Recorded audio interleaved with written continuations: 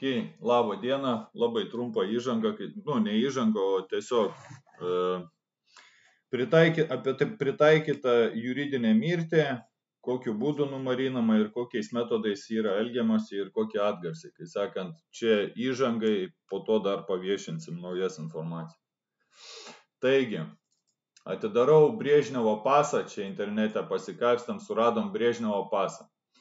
Pagrindas yra viso video esmė, kad 4 metus mes su Anatolijum ieškojom būtent tų dokumentų, kurie būtų kaip tarybiniuose dokumentuose parašas po nuotrauką, kur žmogus pats tvirtina savo veido atvaizdą su savo parašu. Taigi suradę internete seną tarybinį pasą, kur yra Brežnevas, toksai veikėjas, kompartijos pirmasis pirmininkas, tai imė, otčestvo, familija pas jį yra užrašyta. Anatolijus akis pastebėjo tokį dalyką, jog kitiem mirtingiesiam, kitiem tarybiniam piliečiam, kitiem tarybiniai liaudžiai buvo lygiai tokio pat pavyzdžio pasai išdavinėjami, tačiau, kaip matot, šičia yra parašyta familija, imė, otčestvo, tai yra pavardė, vardas, tėvavardis, o pas Brežnevą kažkodėl yra parašyta vardas, tėvavardis ir pavardė. Toliau kiti esminiai skirtumai niekom nesiskiria, ta prasme tik tais aišku antspaudas Respublikos, kurioje išduotas pasas, ir parašas, kad yra podpis Vladelsa pasporta. Tai yra, kad savininkas, kaip Anatolijus ne vieną kartą buvo užsiminęs, kad būtent nėra apribotos jokios teisės, kad žmogus yra to žemės savininkas, kaip Iljičius Leninas atidavė, ta prasme, valdyti visiems žmonėms, visai liaudžiai valdyti tą turtą, jis yra bendrasavininkas ir jam priklauso valstybė kaip bendradalininkui. Brežnevas kažkokį tai statusą irgi savo turėjo, tipo kaip kompartijos, dėl to jo vardas yra pirmiausiai rašomas, o ne pavardė. Tai va tokie, čia senuosiuose tarybiniuose tuose dokumentuose. Paskui atsiranda tokie dokumentai naujesnio pavyzdžio, kur buvo jau palengva visi išgamos išdavikai, sugalvoja varkę, kaip reikia tos tarybinius atiminėti, pradėti turtą ir pradėjo veido atvaizdą, ne taip kaip senuosiuose pasuose, kairiai pusėje, ta prasme, kur čia rodžiau, buvo nuotrauka ir visi duomenys piliečio, bet jau pradedame atskirinėti piliečio duomenys, tai yra паспорт гражданина Союза Советских Социалистических Республик ir yra jau pavardė, vardas, tėvavardis atskirai puslapį, bet nebėra nuotraukos, ta prasme, pase. Ir nuotrauka atsiranda visai kitam lape ir gaunasi, kad duomenys perima valdyti į patikėtinį, palengva į patikėtinį valdymą, jau antspaudus deda, kai sakant, ant to pačio lapo, aš dabar rodau, kad Anatolijui būtų aiškiau, ant to pačio lapo, tik tais, kad kitoj pusėje visi tie duomenys yra surašyti, tai vat NVD, внутренний отдел, kai sakant, vidaus reikalų tarnyba, jau yra kaip opiekunas administratorius tų duomenų, o iš žmogaus dar nėra pilnai atimtas iki 92 metų, kol nesugriovė Tarybų sąjungos, tai dar nėra visiškai apribotos tos teisės, žmogus kaip ir turi savo tą veido atvaizdą ir nuotrauką, kai sakant, ta veido atvaizda, nuotrauka įklijuota pase ir parašas. Tačiau vis dar, kaip ir pagal tai seno pavyzdžio tarybinius pasus, žmogus pats tvirtina savo veido atvaizdą parašu. Tačiau po nuotrauką ir ties parašo vietą nėra rekvizito, kad podpis Vladelsa pasporta. Tai nėra, ta prasme, nurodoma, kieno čia tas parašas toksai. Ta prasme, kažkas pasirašė, neaišku kas. Po to senuosiuose Lietuvos Respublikos, pirmosiuose Lietuvos Respublikos pasuose išduodamos iki 2003 metų, visi puikiai žinot, jog buvo tokia balta juostelė, kas labai gerą aiškiai atmintį turi, žino, kad ten buvo parašytas vardas pavardė. Čia nors ir tą lapą tenais išplėždavo parašą, žmogus padėdavo, jie paskui įklijuodavo nuotrauką, arba prieš tai įklijuodavo nuotrauką, žmogus padėdavo po nuotrauką parašą ir paskui hitrą išgamą nubėgdavo atgal į kabinetą, išplėždavo tą lapuką ir pakišdavo žmogui pasirašyti kitose vietose. Antram puslapį Lietuvos Respublikos pilietis yra vardas, pavardė, tai vat pilietis ir yra tas vardas ir pavardė. O paskutinis, kadangi pagal visus įstatymus yra parašyta paso įstatymė, visur yra parašoma, kad paso knygelę sudaro 32 puslapiai. Taigi 32 puslapio turėtų kaip ir pasibaigti tas pasas, bet ką padaro Lietuvos Respublika po 92 metų balandžio 2 dienos, kaip yra pradedamas išdavinėti tie pasai, tai yra klijuojamos įklijos į viršelį, kurios niekaip nėra įstatymę reglamentuojamos. Ir tenais atsiranda kažkoks tai ten asmens parašas, nors iš tikrųjų dar šičia žmogus tipova. Pasirašo ne po nuotrauką, čianais kažkur tais tam pase, bet pasirašo tiesiog asmens parašas ir asmens kodas. Ta prasme, jau pasirašo po kažkokiu tai kodu, kur nėra veido atvaizdo ar dar ten kažko. Ir kas įvyksta? Ne per seniausiai buvo užklausta registrų centro duotas užklausimas valstybės įmonė dėl biometrinių duomenų pateikimo. Valstybės įmonė registrų centras, atsakydamas į jūsų 24 metų paklausimą dėl biometrinių duomenų iš gyventojų registro. Buvo užklausta ir buvo paprašyta, kad būtų ant vientiso lapo pateikti duomenis, kur būtų veido atvaizdas, vardas, pavardė ir parašas.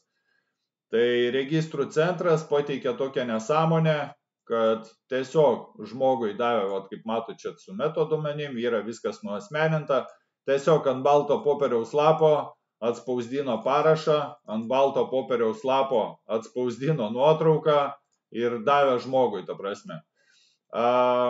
Kyla natūralus klausimas, už kur jie tai gauna. O jie gauna, kai žmogus eina pasiiminėti pasą ir pildo planšetį tenais tuos biometrinius duomenis, kai nuiminėjama, ale išgama specialistė apsimetusi, kad ana yra pasininkė, nors ana iš tikrųjų tik tais klientus aptarnaujantį specialistė.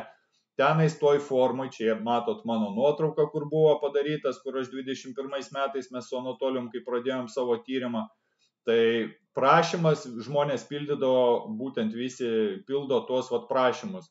Ir mes matom, kadangi tai yra fotokopija, toj fotokopijoje yra aiškiai matomas stačiakampis, kuris draudžia, ką Anatolijus nekartą yra užsiminęs, kad tas stačiakampis šitam prašyme draudžia, juridiškai draudžia iškelti tą parašą, nes yra tokia 4 kampų taisyklė, kurioje, kai sakant, kad tas parašas jis negali būti, čia kaip atskiras dokumentas, atskiras tekstas, bet kai mes pradėjom užprašinėti tų kopijų, mums pradėdavo duoti kopijas tokias, ta prasme, kad jie naikina, nes jie žino, kad jeigu mes kažkur tais iškišim į tarptautinius teismus, jie davė tokią kopiją, mes negalėsim motyvuotai pasakyti, kad šitas parašas buvo, draudžia, pats dokumentas, pats vekselis, tas prašymas, draudžia iškelti parašą kažkur kitur į kažkokius kitus, prie kitų duomenų kažkur tais nukreipti.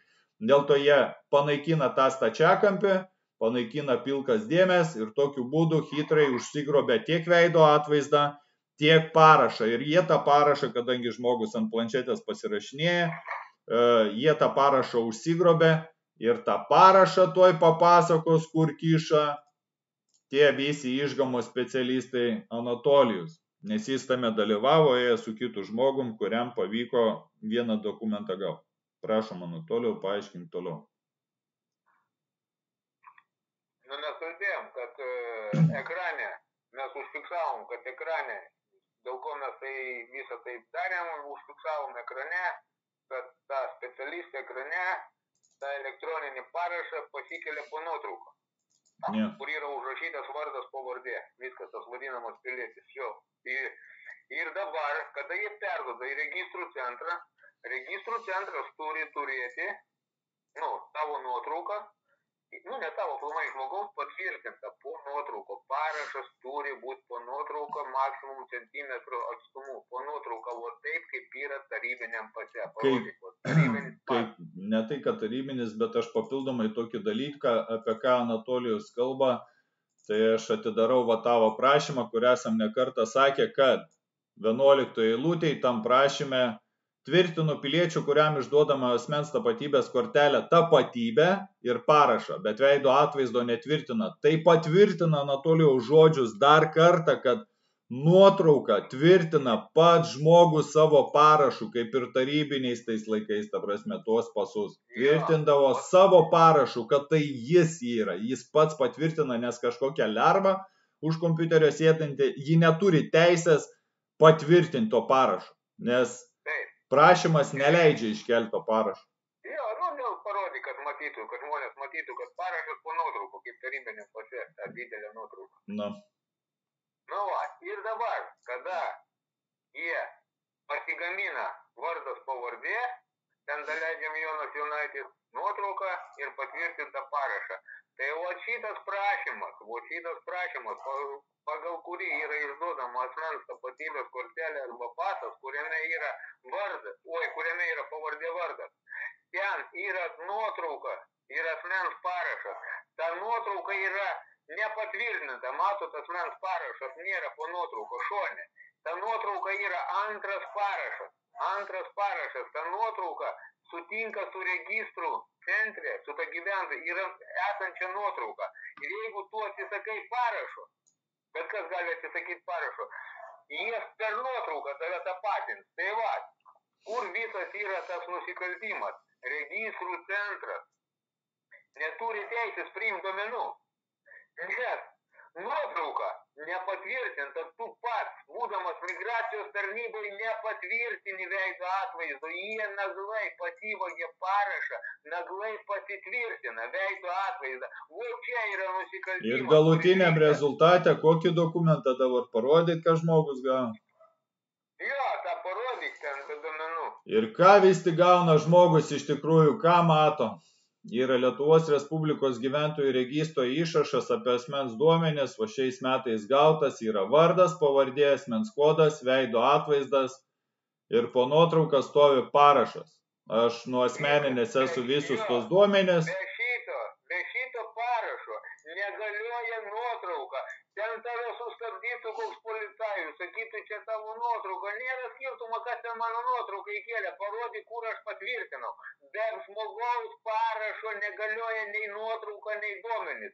Siunti visus velniop ir viskas. Nes parašo jie negali be paimti, viskas nebegali. O taip jie maklina. Šitą kortelę, pasą, kurį turi žmogus, čia yra durnynas, virtualus. Palauk, be keiksmažodžių, be durnynų virtualių. Jo, ir čia susitarė, tam pasaulyje jie praleidžia važinėti, taip tipo psichinis ligonius, žinai. Bet tai ir yra esmė, kad be šito parašo viskas, negalioja jokios sutartys, niekas. Esminis dalykas negalioja sutartys, esminis dalykas apie nusikalstamą veiką, ką mes bandėm visą laiką tą atskleisti ir ką mes surinkam kokius įrodymus. Užsiduokit žmonės gerbiami savo klausimą. Jūs registrų centre pildėt kada nors tokius dokumentus, kur jūs po tą nuotrauką, kuri būtų jūsų veido atvaizdas, jūs po tą nuotrauką parašą padėjot, nes yra rekvizitas, kad parašas, jūs po tą nuotrauką parašą dėjot po šitais duomenim, kad yra vardas, pavardė, asmens kodas, veido atvaizdas ir parašą va tą pačioj uždedat. Atskleisiu paslapį, ne, pasufleruosiu. Padėjimą nusikalstamą, užsigrobė veido atvaizdą, tipo, kad tu pats pasitvirtinai, automatiškai tada ta nuotrauka jau prikabina prie jų duomenų, ten daleidžiam Joną, ir viskas, o ant tų duomenų yra turtas, o ant turtų yra teisės. Taip jie valdo jūsų turtą, kurį jūs savo prakaitų užsidirbo. Ne apie tai, ne apie turto valdymą, ne apie prakaito. Taip, tai yra surišta, bet pagrindas yra nusikaltimas, ta prasme, koks. Jūs niekados registrų centrų, taip, duomenų užgrobimas ir dokumentų falsifikavimas, ta prasme. Tai kad esminis dalykas, kitas antras klausimas būtų. Jeigu žmogus pasirašo migracijai planšetėj, kur mes sakėm, ar jūs kada nors tikrinot, ant ko jūs pasirašot, tai žinokit, va jums įrodymas, kad pasirašėt migracijoje kažkokiu tai būdu registrų centras, pasirodo, kad jūs net ir registrų centre per atstumą pasirašėt po savo nuotrauką. Tai va čia yra nusikaltimas, bet kyla natūralus klausimas. Gal egzistuoja kažkokios tai sutartis, kur jūsų parašas buvo perkeltas naglai, va taip užgrobus, tai jau įrodymas, kad naglai, kur yra migracijos departamente pildomi dokumentai ir Lietuvos Respublikos gyventojų registro. Ir galbūt yra netgi ES centrinio banko sutartis, kur irgi va taip naglai iš planšetės buvo pagrobtas parašas ir pasirašyta po sutartim, kad aš įsipareigoju, 5 metų bėgėje susimokėti 10 000 eurų skolos Lietuvos Respublikos. Negali toks dalykas būti. Ir užstatau, tarkim, žemę, miškus ar dar ten kažką, ar iškeldinkit mane ten iš mano namų. Tas prašymas neleidžia, supranti, neleidžia, prašymas neleidžia parašus pasisavinti, viskas, čia už tai jie naikina tą kvadratą, kada tu prašai kopijos, viskas, jie įkliūvė. Vot viskas, jeigu žmogus supranta, kaip tą juridinę mirtį jam apiformina per tą veido užgrobimą piliečio, per užgrobtą parašą, viskas, o čia yra juridinė mirtis. Tu kaip pilietis, o tai reiškia kaip žmogus. Viskas nebeegzistuoja, egzistuoja tik toje erdvėje, elektroninėje erdvėje egzistuoja ta. O kitas dalykas, kaip Anatolijus nekartą mes šnekėjom, žmonės galbūt nesigraibė ties to faktu, juridinė mirtis, tai jums galim parodyti dar vieną tokį rekvizitą, kur yra parašyta mirties faktas. Gyvas ar miręs?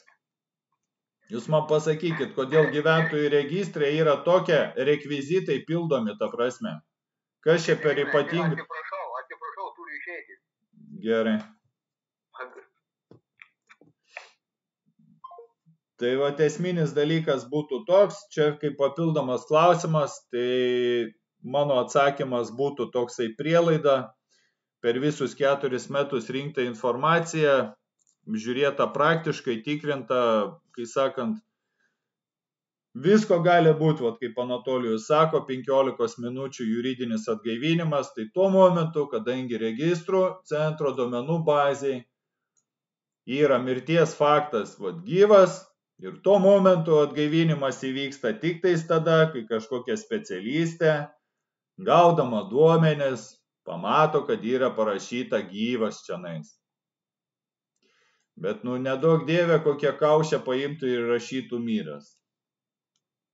Tai juridinis, aš manau, atgaivinimas vyksta tada, kai koks policajus, ar dar ten kažkas, ar teisėjas, ar koksai šūdas, notaras, ar dar kažkas įlenda į registrų centro duomenų bazę, į gyventojų registrų duomenų bazę ir pamato, kad jis yra gyvas. Iki to momento jis bendrauja kaip su negyvu. Dėl to juridiškai negyvas, nes neturi pateisinamųjų dokumentų, kurie patvirtintų, kad gyvas. Bet čia, kai sakant, sakau, įdomus dalykai, bus papildoma analizė su žmogaus leidimo. Va tokie dalykai. Tai yra paskutinė gyvenamoji vieta, gatvės identifikatorius, namo numeris, vietovės rejestro identifikatorius, rejestro kodo tipas, deklaruota gyvenamoji, gyvenamosios vietos deklaravimo data. Čia bus kaip papildomai. Tai ačiū, didelis dėkui žmonėm, kurie eina, nestovi ir tikėjo mumis, kai sakant, nenurašė kaip ant nedekvačių nusišnekėjimų, bet mes surinkom įrodymus. Dėkui, kad esat, dėkui, kad žiūrit. Ir kai sakant, tikėkimės, manau, jau viskas yra išspręsta, beliko tik pagauta hercų vibraciją, kurioj sukursim realybę, kurioj nebebus tokių bairių. Ir mes jau išaiškinę nusikalstamą veiką pasieksim teisingumo pagaliau. Ačiū visiems žiūrintiem, prenumeruokit kanalą. Kai sakant, papildomai dar įdėsiu video, kur mes aiškinom su Anatoliju, kai buvo perkeliamas tas parašas. Dėkui. Ir kas galit, paremkit, jeigu galit. Ačiū, kad vis dar gali kažkas paremti. Paremkit mūsų veiklą. Tai tiek. Iki. You could try to play, but you're never gonna beat me. Look the other way, what I'm doing ain't easy. Bloody hands stained from the people who deceive me. Muddy hands break through the chains, go free me. Look for change, looking for pain. Pulling a mob, pushing a train. I'll never stop, stick to a lane. Pick up the pieces and go rearrange. I'll be the best above all the rest, put me to the test. Expect nothing less, you check as I'm chess. What's happening next? He got the venom, a tangible weapon. No coming in second, this life is a lesson. He got a new engine from pain, it's a blessing. New focus, no guessing, just vote an obsession. All in his possession, you got their attention. I leave an impression and take a redemption. Just kill, no discretion, your mind is a weapon. 11-11, it's time for progression. You could try to play, but you're never gonna beat me. Look the other way, what I'm doing ain't easy. Bloody hands stained from the people who deceive me. Muddy hands break through the chains, go free me. People like sheep move feet, hurt it easy. You don't wanna be fast asleep when they see me. Better stand tall, ready for a fight, believe me. When they try the chains, you can say no, free me. So he's been looking for somebody who could save him, instead of searching inside for what they gave him. A strong will, strong mind causes mayhem. We could change the world, change times, rearrange them. Staying on pace, running the race. Life is a chase, I don't want a place, I wanna be first. Work till it hurts, dehydrated thirst till I'm in a hearse. High ambitions in the right mind can take you so far. It's like you lived a few lifetimes. Take off, I'ma break off from the weak minds. They can stay soft, you can change lives, you create thoughts. Never waste time, you got one shot, you got one life. Better pop off, what do you like? Make a dream job, no 9-5, no mean boss. Just my life and free thoughts. You could try to play, but you're never gonna beat me. Look the other way, what I'm doing ain't easy. Bloody hands stained from the people who deceive me. Muddy hands break through the chains, go free me. People like sheep move feet, hurt it easy. You don't wanna be fast asleep when they see me. Better stand tall, ready for a fight, believe me. When they try the chains, you can say no, free me.